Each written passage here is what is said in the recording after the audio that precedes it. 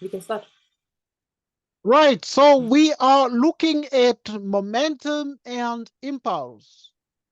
And this is just one chapter within physics. And so we know that momentum is denoted by P equals mass times velocity. The change in momentum is mass times the change in velocity. F net equals delta P delta T. F net delta T equals M delta V. We need to also give a clear and very concise example that sort of illustrates and demonstrates the principles, but very, very clearly. And we begin as follows. A minibus taxi transporting 8 people has a total mass of 2,000 kilograms. It drives at 30 meters per second when the driver sees a roadblock and brakes. Calculate the net force needed to bring the taxi to a standstill within 10 seconds. What do we want? The net force. So F net is what we want. But what else do we need here? What else do we have? This driver was driving at an initial velocity of 30 meters per second. Was driving at an initial velocity of 30 meters per second. This is the data, ne? This is the data. Okay, what we're writing down is the what? Is the data, extremely important. So F net is what we want. VI is 30 meters per second. But he came to a standstill. So this driver came to a stop, meaning that the final velocity became 0. 0, yeah. The mass. The mass was 2,000 kilograms of the car. But it came to a standstill within how many seconds? Within 10 seconds. And that means the change in time is 10 seconds. Now, with this said, then we have the question. We need F net. So that in the end, then we have F net is given by what? F net is change in momentum, change in time. What is change in momentum? MVF minus MV initial divided by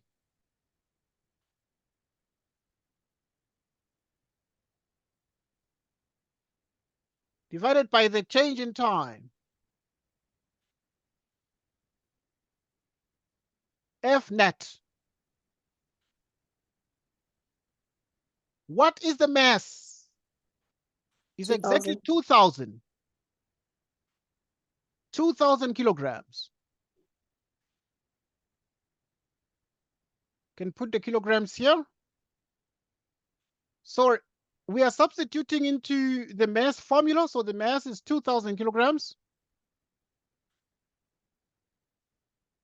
The final velocity is 0 meters per second because this driver came to a stop. Yes. The mass is still 2,000 kilograms. The initial velocity of the car was 30 meters per second.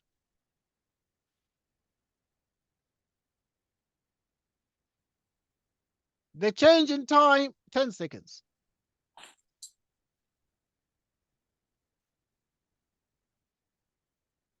And this is minus 6,000 newtons if you use a calculator. So you can then say at this point, F net, or the net force, is actually 6,000 newtons in the opposite direction.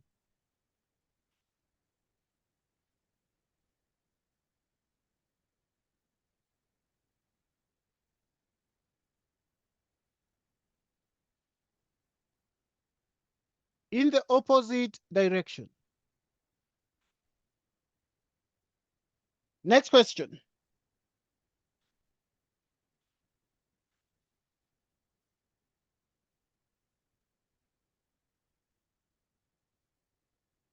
So we look at another example.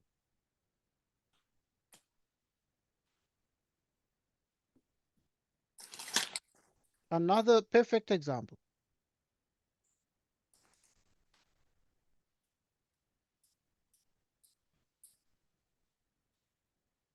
Right, in this next example,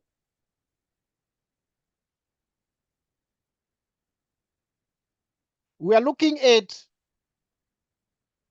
a test crash. So in a test crash,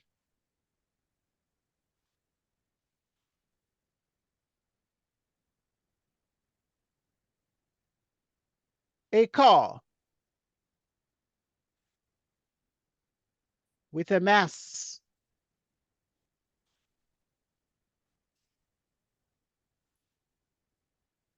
of 1,500 kilograms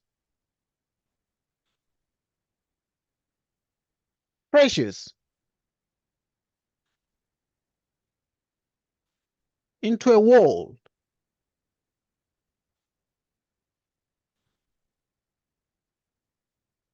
with a velocity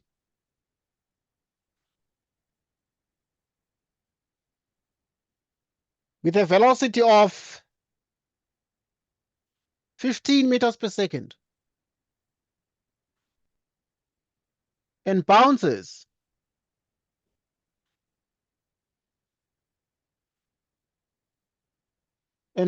back at 2.6 meters per second.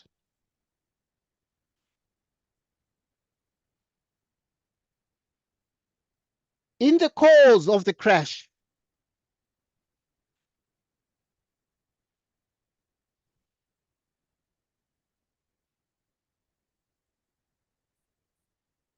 the wall exerts. So when it bounces back, it changes direction, meaning it Yeah, will be. ordinarily, because it hits at right angles. When it hits at an angle of 90 degrees, it has a tendency to bounce back directly in the opposite direction, because this is not the only case, because it depends on how the ball hits. I mean, if you look at the soccer players and they kick a ball towards the wall and it hits the wall, it actually can ricochet. It can always leave the wall in a different direction, but not the opposite direction. You know, it can be at an angle. It depends on really how it approaches the wall. So, but for simplicity in this, at grade 12, we normally say it's at right angles because that is what is easier to do. Because if it is at another angle, then it involves more trigonometry, because you'll have to calculate that angle at which the ball leaves the wall after collision or after impact. Right. So, and the tendency in this curriculum has been to simplify things. So they just said, okay, let these kids just do simple calculations. Let them say it hits at right angles and then it goes away. But when it goes away in the opposite direction to simplify things. Because if you say it goes to the left, then it's a complicated situation. It is possible in science, but it means that one will have to find the angle. It's like there's another chapter we're moving towards on what we call the projectile motion. Projectile motion, as it is done, it's only vertical. But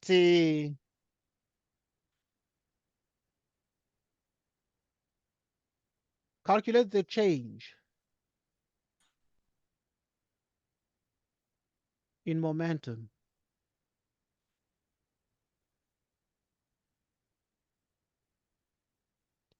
of the car.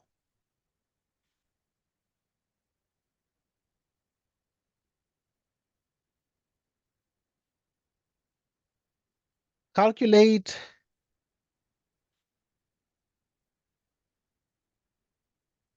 the time that the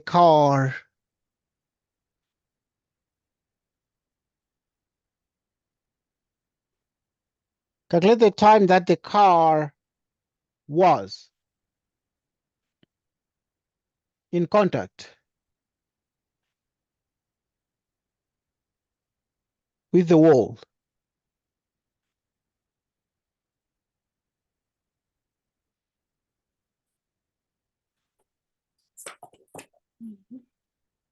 Okay, 4.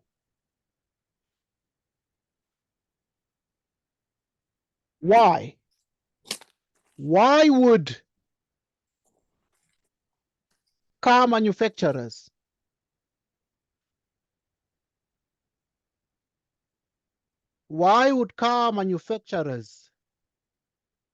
design a car that would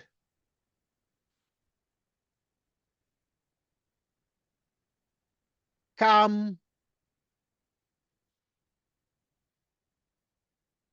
to rest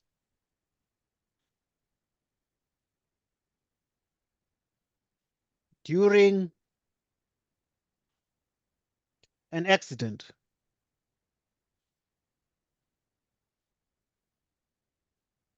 Rather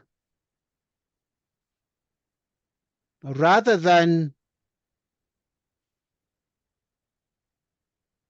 to bounce back.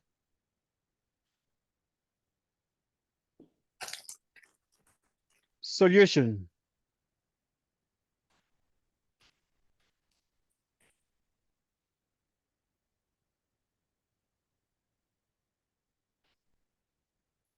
Right, so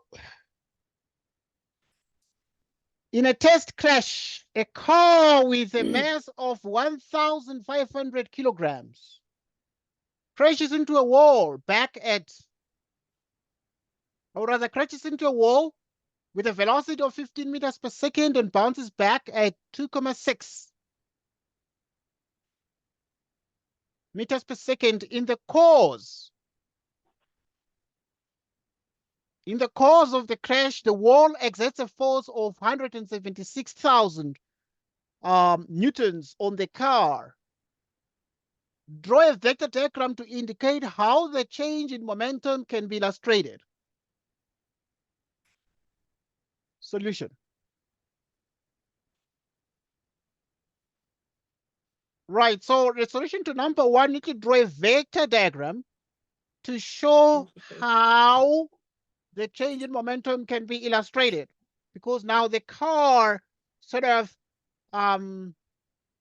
hits the wall. So now you have the initial momentum. You have the initial momentum.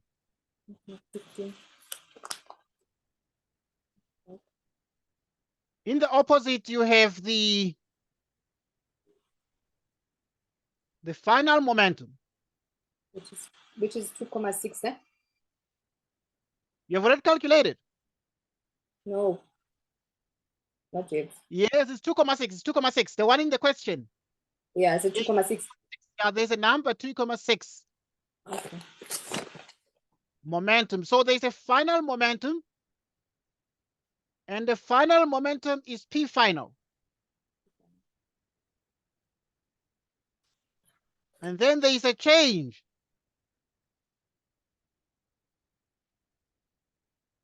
Change in momentum.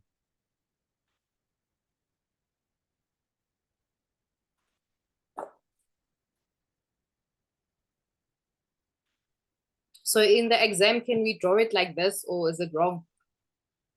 You do which one?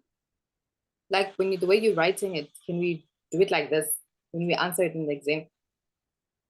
Yeah, like the way we, in which way? Like the way I'm doing now. Yeah. Drawing the vectors like this, the lines. Yeah. Correct, because the question is really saying you need to draw a vector diagram. So what we're actually drawing is called a what? A vector diagram. The vector diagram shows the fact that initially the car was moving in a given direction, but now there was a change in the momentum of the car, because after the collision, it actually had to sort of experience a final momentum, a velocity with a velocity in the opposite direction. That's why it's opposite like this. But then there's a change in momentum, which becomes a final momentum minus the what? The initial momentum. Number two, calculate the change in momentum of the car. Change in momentum of the car.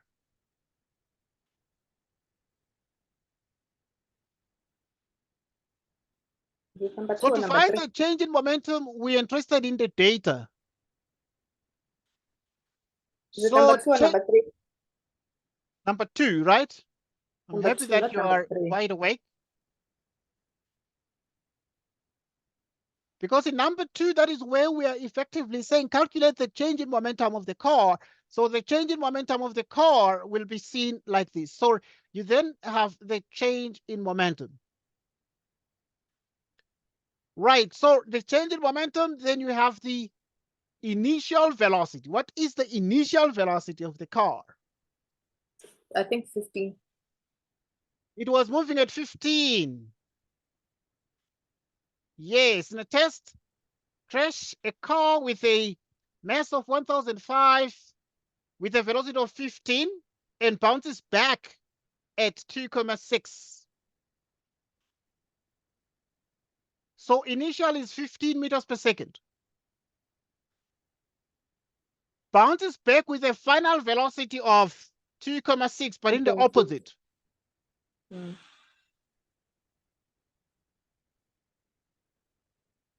What is the mass of the car? 2,000. What is it? No, it's 1.5. 1.5 kilograms. 1.5 kilograms. Now that's correct. 1.5 kilograms. Which is now delta P means you have final momentum minus what? Initial momentum. So did it change to negative because of it bounced back? It bounced back. Yes, because they used bounce back, and that means the opposite direction, and therefore the direction is what? Is negative. It means the choice of the initial direction is positive, so that the reverse is what? Is negative. Right, so now we therefore have the initial momentum, which is mv initial. Change in momentum. What is the mass? 1005. 1.5. The final velocity is what? Is 2,6. 2.6. The mass is what? The mass is 1.5. 1.5. The initial velocity, 15. You do everything, you calculate, and you're able to get minus 26. Minus 26,400. Yeah. Kilograms meters per what? Per second. Okay. Which is 26,400 kilograms meters per second away from the wall. Away from the wall. Like this. Next question.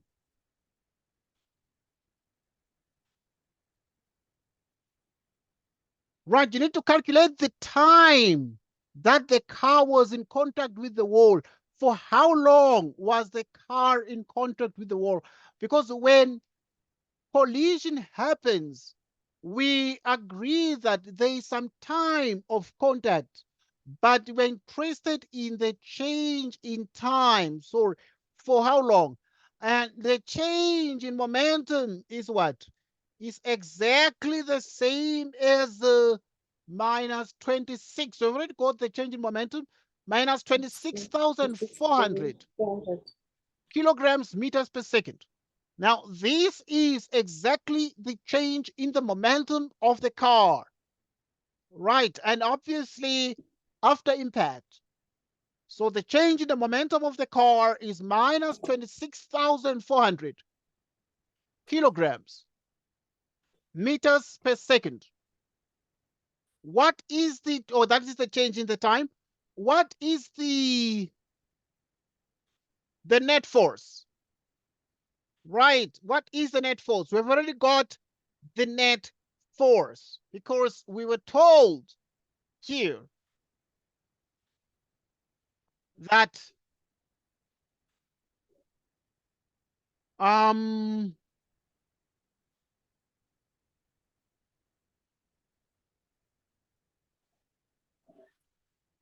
here, in the course of the crash, the wall exerts a force of 176,000 newtons on the car, so that now we have the F net. Right, net force. In the course of the crash, the wall exerts a force of 176,000. So this is what the wall exerts 176,000 newtons. So obviously that is because of this line here.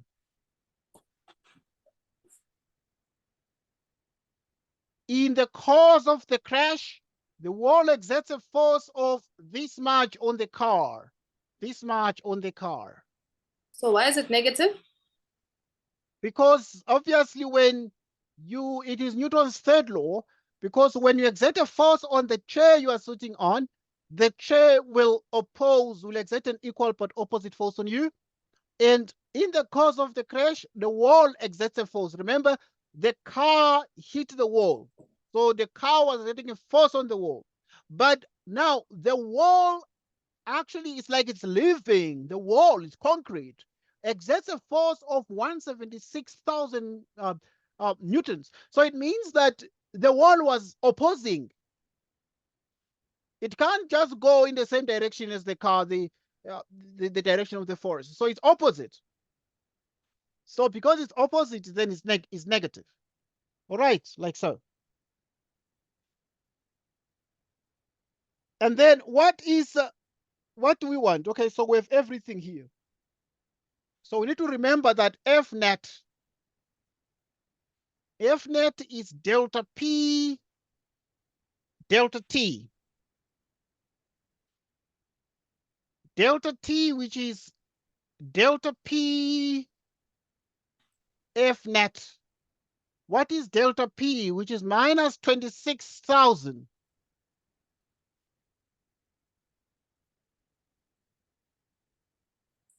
Minus 26,400 divided by the F net, which is minus 176,000.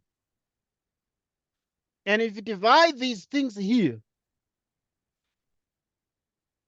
what do we get here exactly? 0.15. Right, so you get 0.15. Is that what you're getting? 0.15. Okay, 0.15 seconds. This is the amount of time. So it means that the wall was in contact with the car, because if you hit something, if a car hits something like the wall, it will be in contact for some time. And now the amount of time is the 0.15 seconds. 26400 divided by 176,100. Right, next question.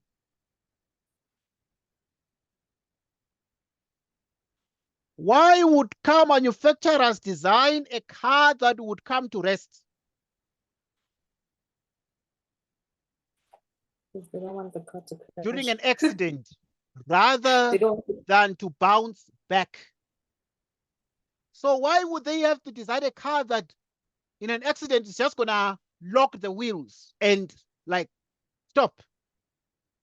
You know? They don't want the car to crash. And why would the car just lock the wheels and the wheels never turn and it comes to like a standstill, etc. And a car that is not going to bounce back? Why would that be more reasonable to design a car with those kinds of features? Okay, we explain according to science. Number 4. The reason that would make sense is because the net force, right? The net force undergone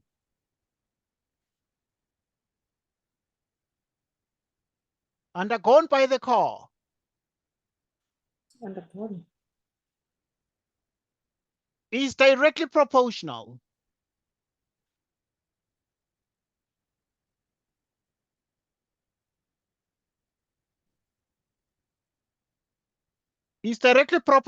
to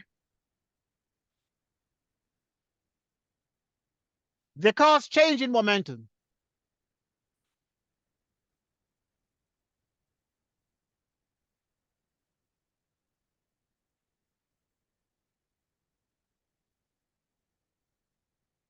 Like so. So that F net is directly proportional to the change in momentum. There are certain cars which bounce back, right? Cars which bounce back during a crash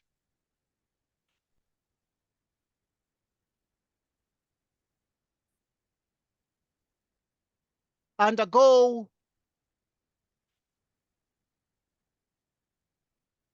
a greater change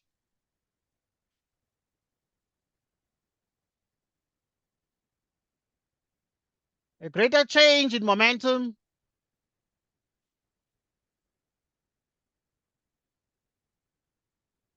and therefore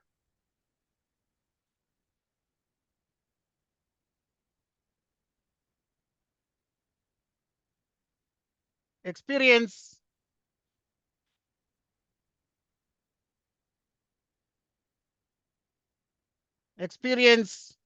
a greater force.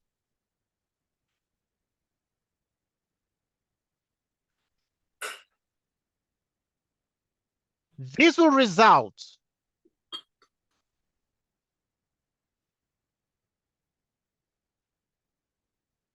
in more damage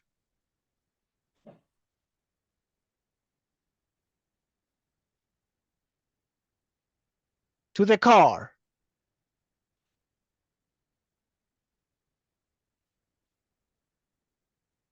and will also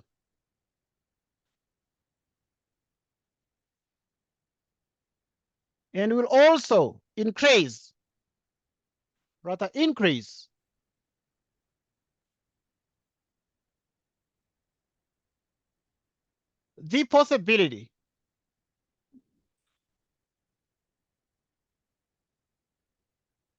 the possibility of serious injuries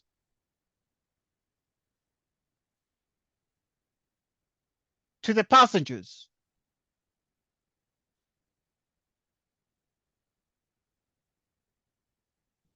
in the car.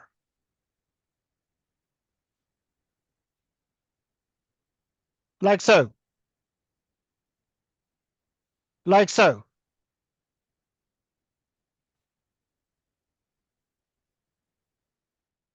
So we continue.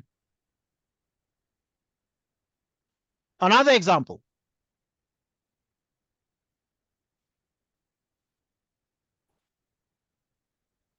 Another example. In the next example, we're speaking of the most popular trampoline. Trampolines are very, very popular around and kids love them. But now there is some science behind trampolines. To explore the science, we look at a child with a mass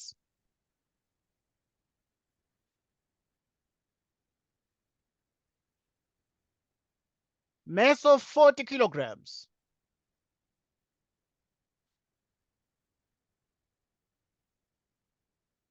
Moves vertically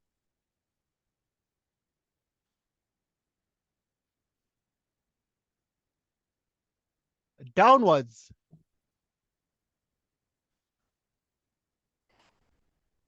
at 4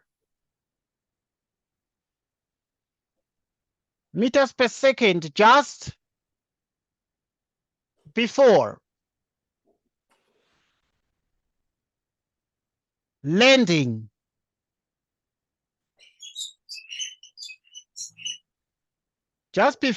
on the trampoline.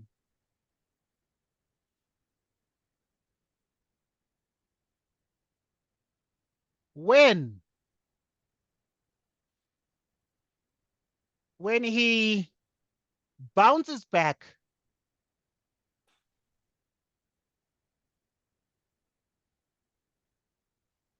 he moves at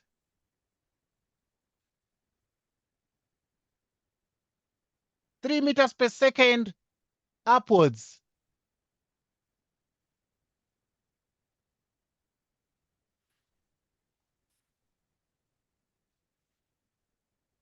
Draw a free body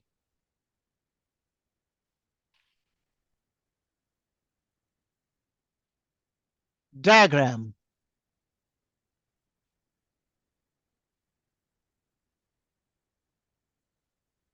of all the forces exerted on the child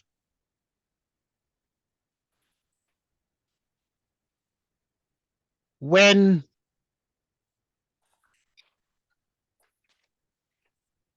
he is still in contact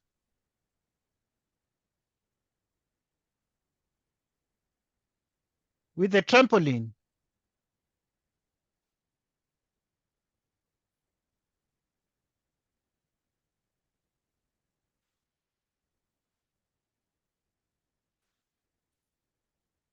To calculate the change in the child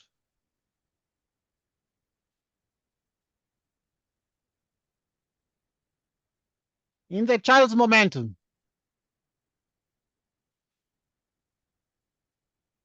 when he is still in contact with the trampoline.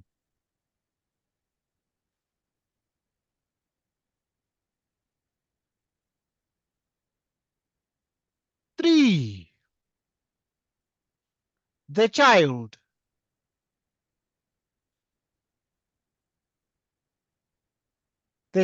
feet are in contact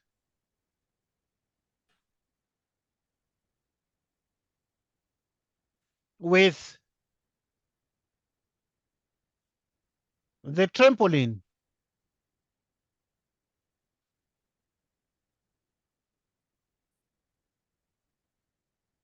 for 0.7 seconds. Calculate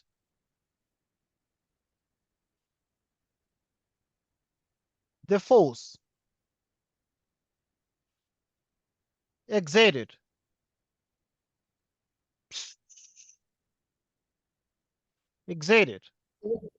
Is it 0.75 or 0.7 0.7 seconds. seconds? Okay. Excited.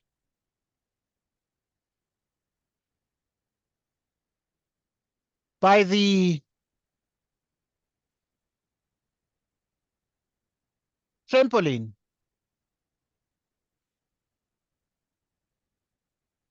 On the child.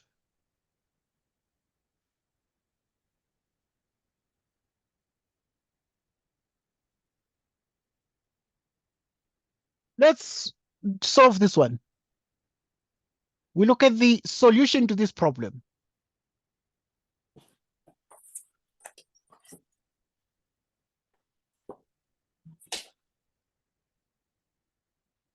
A child with a mass of 40 kilograms moves vertically downwards at 4 meters per second just before landing on the trampoline. When he bounces back, he moves at 3 meters per second upwards. Draw a free body diagram of all the forces exerted on the child when he's still in contact with the trampoline. Right, let's look at this question. Number 1.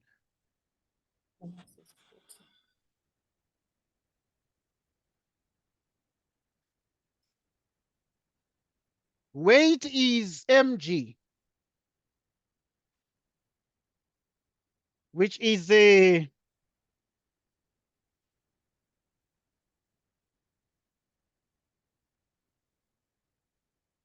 right. We need to note that we have the weight of the child, which is W equals mg, and this is the downward weight of the child.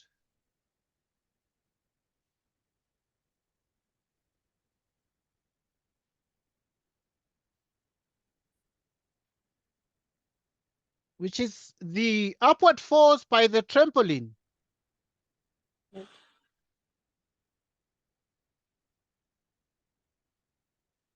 And this one here becomes the force of the trampoline.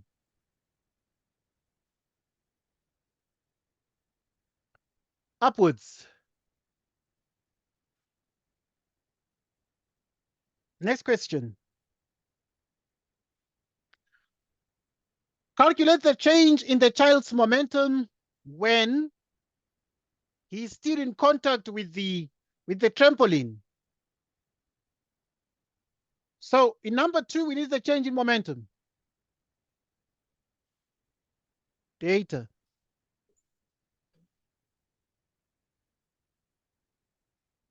The change in momentum. This child had an initial velocity of what?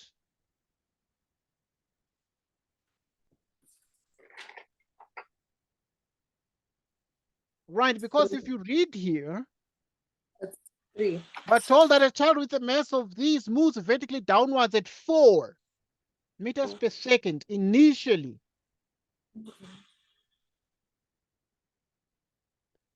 Just before landing on the trampoline, when he bounces back, he moves at 3 meters per second.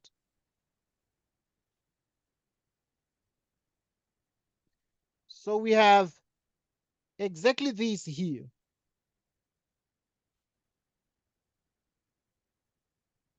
So the initial velocity is going to be 4 meters per second.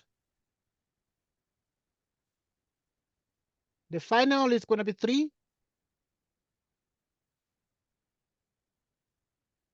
The mass is 40 kilograms. Change in momentum.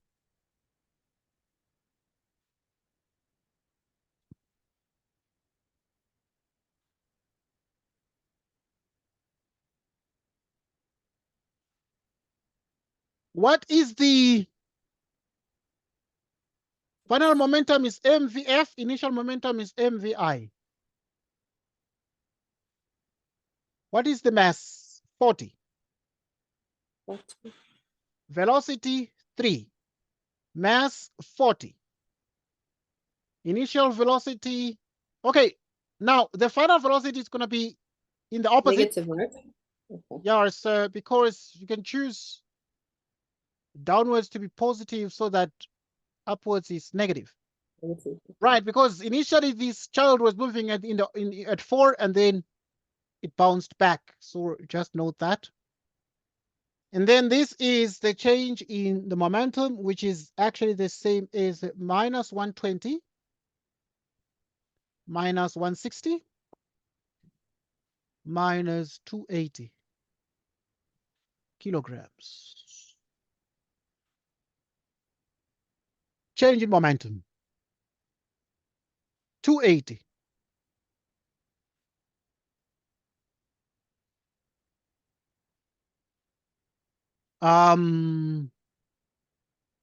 Because it is negative, it is therefore upwards. We chose upwards to be what? To be negative. All right. Next question.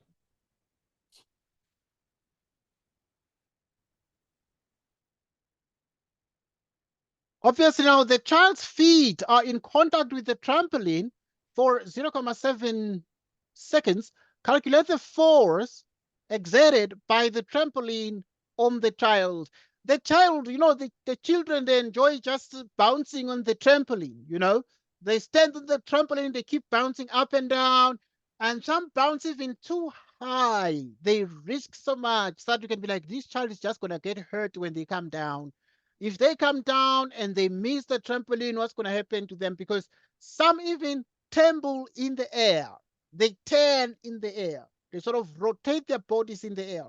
Okay, now the child's feet are in contact with the trampoline for 0.7 seconds. We need to calculate the force exerted by the trampoline on the child. Okay, this child now is in contact with the trampoline for 0.7 seconds. It's just in contact with the trampoline for that amount of time, and we need to calculate the force exerted by the trampoline on the car. How much force is it? We need the force. But the force that is wanted here is actually the net force. So the net force is the question mark.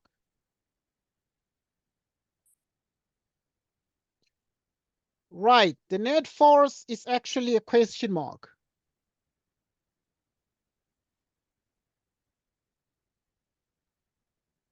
When you have the mass 40,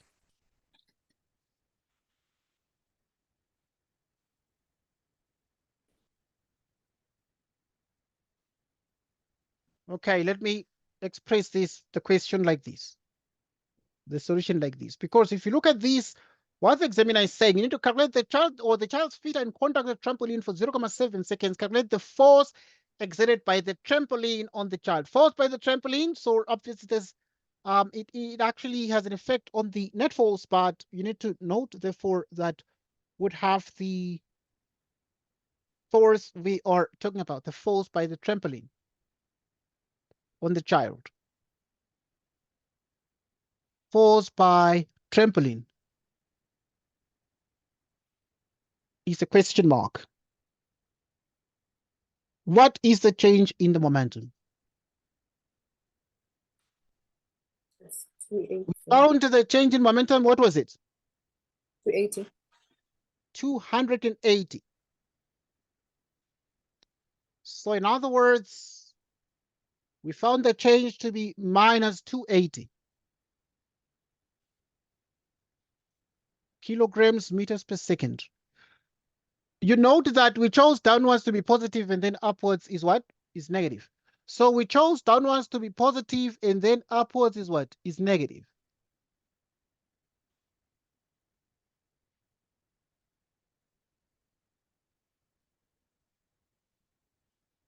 So a couple of things are very important. The change in time. Delta time. What is it? 0.7. 0.7. 0.7 seconds. Right. But now there's also gravitational acceleration. Gravitational acceleration, which is exactly downwards. Say it again. Gravitational acceleration, which is 9.8 meters per second squared. Okay. Where's the gravitational thingy? Sunshine? Is the G?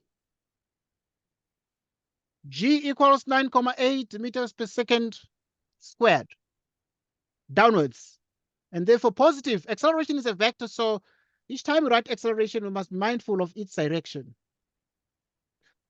Right, so the next thing we're going to look at right now is to try and understand a couple of things.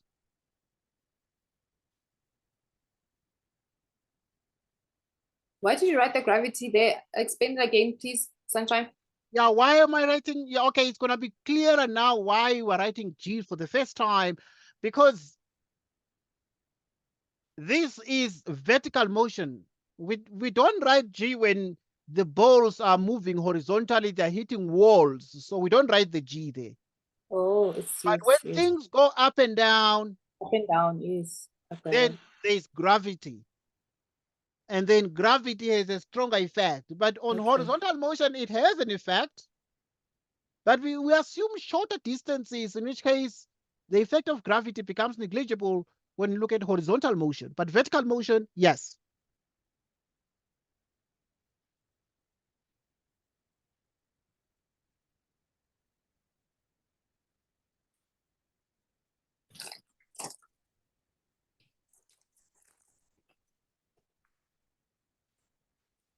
We continue.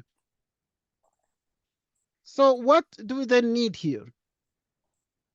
Right, so a couple of things so that we obviously need to take into account in this calculation here.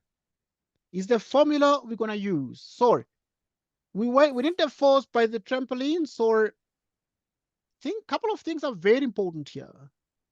So this trampoline is exerting a force on the child upwards. But you understand that there is a weight which is mg.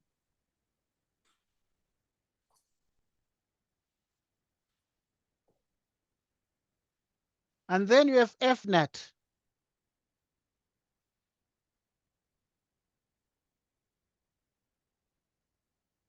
Which means, therefore, you have F net is delta P delta T. Right, so the force by the trampoline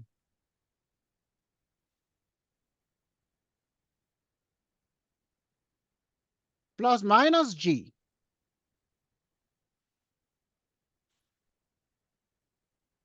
is change in P, change in T.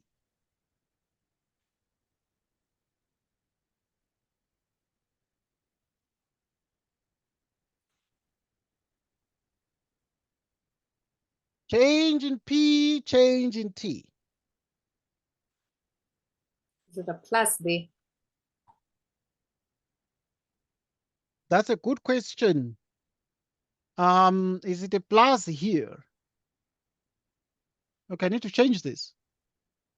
It is a plus, but I want us to look at the fact that the net force, this one is the force by the trampoline.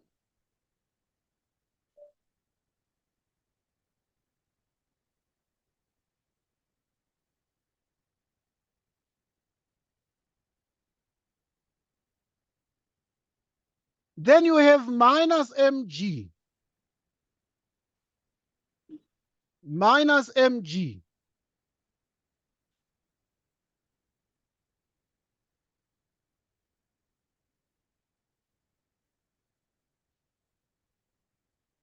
Why? Because the force by the trampoline and the weight are in opposite directions.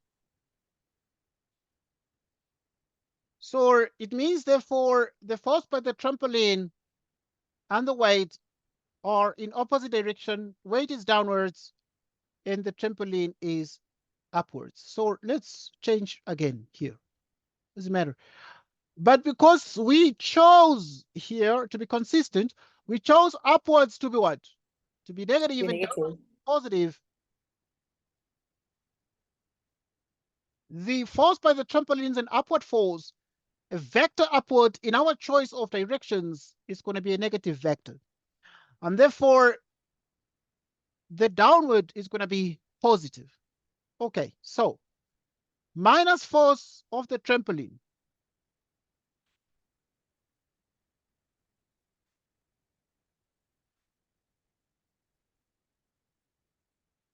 plus mg is delta P delta T.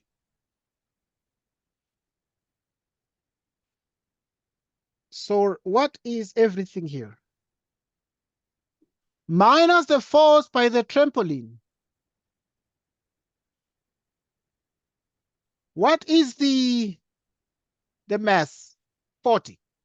It's 40. What is the gravitational acceleration? 9,8. What is the change in momentum? We got it before. We got it to be minus 280. Here, 280. minus 280. So we put it here, minus 280. What is the change in time? 0,7. 0.7. Yes. And now this means that minus the force by the trampoline,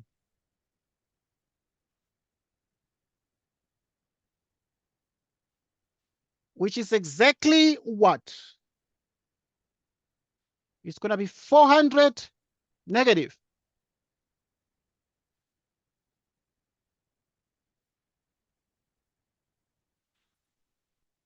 Negative 400 negative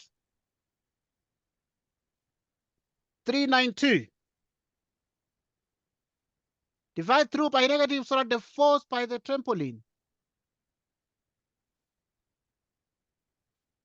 is actually 792 newtons upwards. Like this. Like this. So this is what we get. Next question.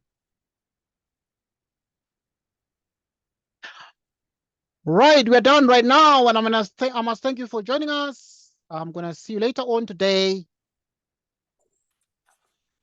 Right, so you just watch this and make sure you understand it. Take note of the things. Thank you so much. See you later on. I'm gonna send you the time. Okay. Okay, Sunshine. Thanks. Thanks a lot, Lorato, and goodbye to you. Video coming soon, the next couple of minutes. Yeah. And yes. then we must do like science. Life sciences, yeah, is what is coming later on today. Right, life Okay, sciences. Yeah, thanks then, and goodbye.